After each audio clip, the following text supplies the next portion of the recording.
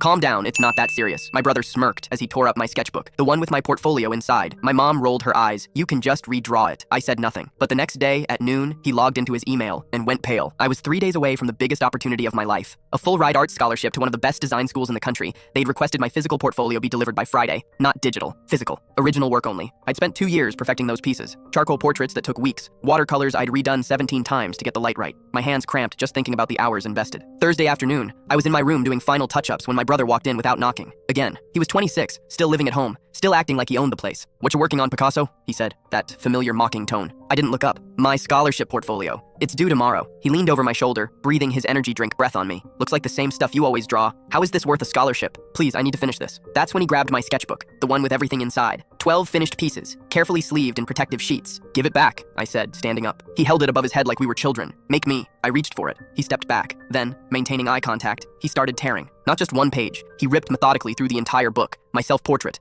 Gone. The landscape series. Shredded. The figure studies I'd worked on for months. Confetti. "Calm down. It's not that serious," he smirked, dropping the remains on my floor. I stood frozen, watching 2 years of work scattered like garbage. Mom appeared in the doorway. "What's all this noise?" "He just destroyed my scholarship portfolio." She looked at the torn pages, then at me, and rolled her eyes. "You can just redraw it. You're being dramatic." "Mom, the deadline is tomorrow. These pieces took months." "Then you should have started earlier," she said. "Dinner's ready." They walked out together, leaving me standing in the ruins. I didn't cry. I didn't yell. I just stared at the destroyed work and felt something cold settle in my chest. Then I remembered something important. My brother had been bragging for weeks about his new job. Big tech company, great salary, started Monday. He'd been insufferable about it, constantly reminding me that real careers don't involve crayons. I also remembered that he'd used me as a reference, had me proofread his entire application, made me help him practice interview questions for hours. I opened my laptop. The email to his new employer was simple and professional. I explained that I was withdrawing my reference due to personal circumstances that had come to light regarding his character and judgment. I apologized for any inconvenience and suggested they might want to verify other aspects of his application more thoroughly. I attached a brief, factual account of the portfolio incident. No emotion, just events and timeline. I included photos of the destroyed work with timestamps. Then I sent a separate email to the 3 other references he'd listed, all family friends who'd agreed as favors. I politely informed them what had happened and suggested they might want to reconsider their endorsements. I pressed send on all 4 emails and went to bed. The next morning, I called the scholarship committee and explained the situation. They were surprisingly understanding and gave me a 2-week extension for digital submissions. At noon the next day, I heard a sound I'd never forget. My brother screaming from his room. He came storming into mine, phone in hand, face the color of old milk. "What did you do?" he whispered. I looked up from my drawing tablet where I'd already started reconstructing my portfolio. "I withdrew my reference. You seem to think my work wasn't serious, so I figured your job probably wasn't either." "They rescinded the offer," he said,